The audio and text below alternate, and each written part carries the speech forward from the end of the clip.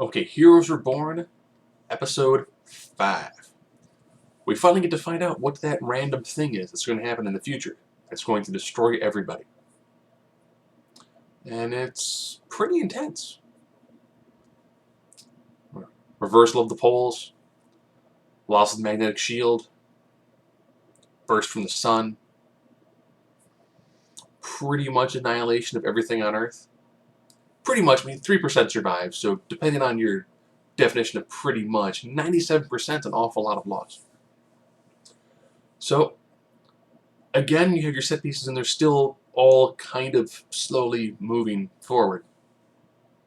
Tommy, I'll just call him Porter, because he's had many different names. He gets a chip implanted in him. Finds out he's adopted, confronts his mother, and then Penny for your thoughts, or Pennywise. That gives him a very disturbing correlation. Shows him as like, I've been here protecting you. Why? You're needed to save the world. And Porter was like, So he knows he's adopted, and he knows he has to save the world. Doesn't quite know how. Thinks he's up to the challenge. So he's the Peter Parker of this story. Noah and Quentin, they now have a better idea of what's going on. They meet with the evil woman who runs a corporation. And she doesn't really give them that much more information. We do find out that apparently the bodyguard can just cut off part of his finger and becomes a whole new person. That's pretty cool that he can just cut off his finger and it grows a whole new person. So I'm also wondering what's the least amount that he removes and grows.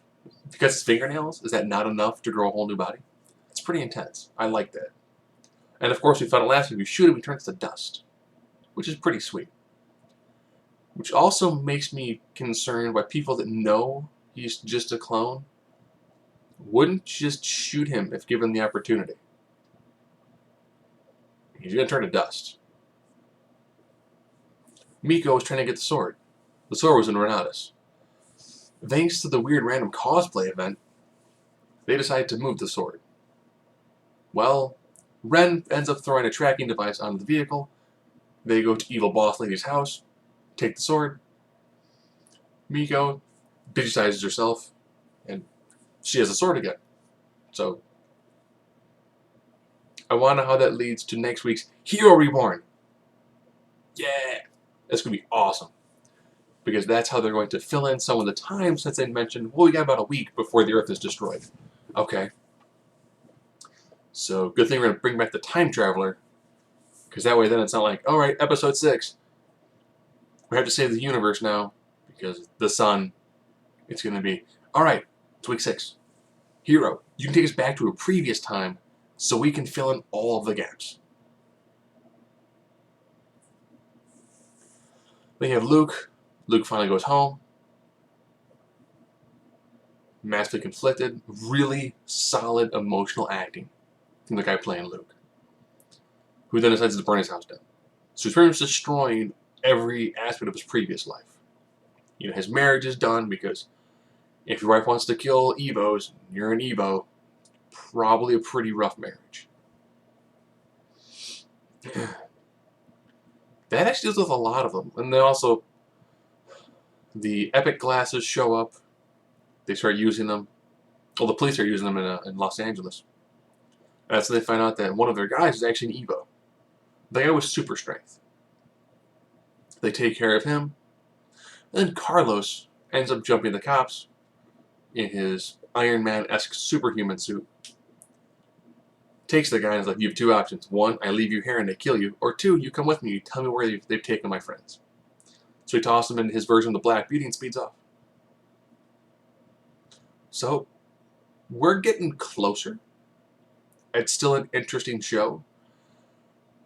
I get that vibe of the first season, where interesting characters are doing unique, interesting things that do not feel tied together at all. That will eventually end up hitting that coalescence towards the end. And if they've got a good end game, they've got it set. If they bring everything together and it kind of falls apart at the end, it's going to be like Heroes 1, Season 1 into Season 2. If they do it just right and it hits that nice crescendo at the right moment, it could be closer to Season 5, which was actually good. I think it just happened at the wrong time. It happened at a time where people didn't care.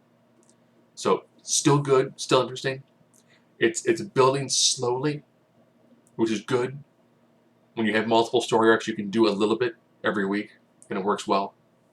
I do think from a DVD standpoint, it'd be unique if they were to take one hero's journey and make it one individual block.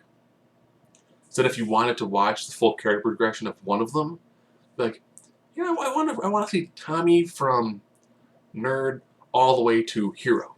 I just want to see his journey. I don't want to see everyone else. I just want to see what he goes through. Show the coherency of that story. But we're still quite a ways away from something like that.